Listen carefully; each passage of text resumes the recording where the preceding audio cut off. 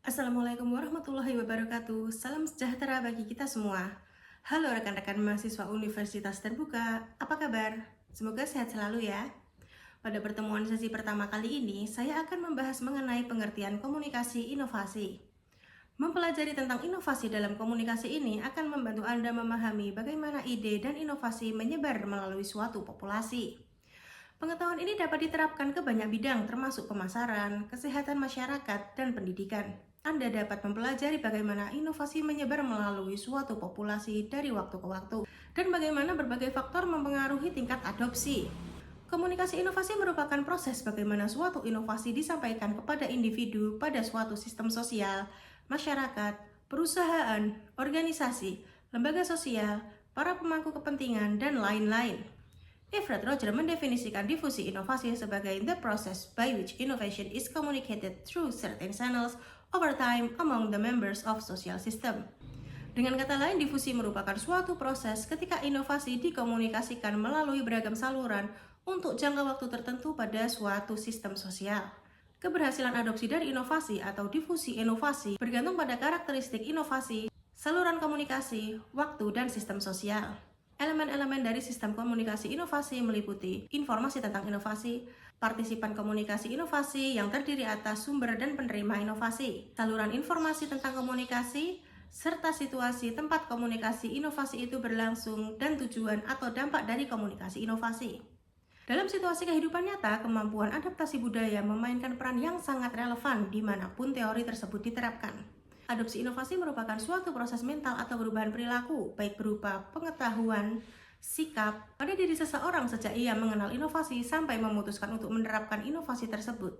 Keputusan adopsi inovasi, proses berlangsungnya penerimaan ide-ide baru oleh warga masyarakat, artinya bukan hanya sekedar tahu, tapi sampai benar-benar dapat melaksanakan atau menerapkan dengan benar serta menghayatinya dalam kehidupan dan usaha. Adopsi inovasi dapat menyebabkan terjadinya perubahan sosial apabila terjadi difusi inovasi yang meluas dalam sistem sosial.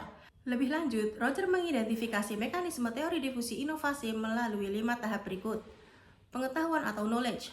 Seseorang dapat mengekspos inovasi baru, tetapi mereka tidak menunjukkan minat apapun karena kurangnya informasi atau pengetahuan tentang inovasi tersebut. Persuasi. Seseorang menunjukkan lebih banyak minat pada inovasi baru dan mereka selalu berusaha mendapatkan detail atau informasi tentang inovasi tersebut. Pengambilan keputusan. Pada tahap ini, seseorang menganalisis sisi positif dan negatif dari inovasi dan memutuskan apakah akan menerima atau menolak inovasi tersebut. Implementasi.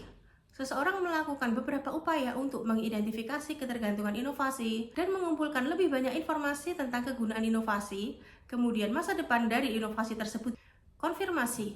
Seseorang menyesuaikan atau menentukan keputusan mereka dan terus menggunakan inovasi. Contoh, selama tahun-tahun terakhir, tahun 90-an, telepon seluler diperkenalkan kepada masyarakat umum, meskipun harganya jauh lebih mahal di pasaran. Roger tentang penyebaran inovasi dapat dipahami dengan memahami bagaimana masyarakat menerima dan terbiasa dengan telepon seluler. Ketika diperkenalkan telepon seluler, bukanlah suatu yang dilengkapi dengan ratusan aplikasi hebat seperti handphone pada saat ini. Telepon seluler hanya berupa telepon rumah portable. Faktor-faktor sosial yang dapat mempengaruhi difusi inovasi dalam sistem sosial sebagai berikut. Nilai-nilai anggota keluarga. Seperti inovasi untuk meningkatkan taraf hidup dan pendapatan keluarga. Bisa dalam hal keinginan untuk mencapai pendidikan yang lebih tinggi dan memprioritaskan kapital untuk mengembangkan usaha keluarga. Faktor tetangga dekat juga bisa mempengaruhi. Klik sosial atau kelompok kecil orang yang akrab karena kesamaan sosial. Kelompok referensi atau sekelompok orang yang dijadikan contoh untuk membentuk pikiran, penilaian, dan keputusan bertindak. Kelompok formal atau kelompok orang yang punya aturan tegas dalam mengatur anggota-anggotanya. Status sosial bisa dalam ranah pendapatan, pendidikan, kedudukan, struktur kekuasaan, dan sejenisnya. Demikian pembahasan awal mengenai komunikasi inovasi. Semoga materi hari ini memberikan manfaat untuk kita semua. Sampai jumpa lagi pada sesi selanjutnya. Akhir kata, wassalamualaikum warahmatullahi wabarakatuh.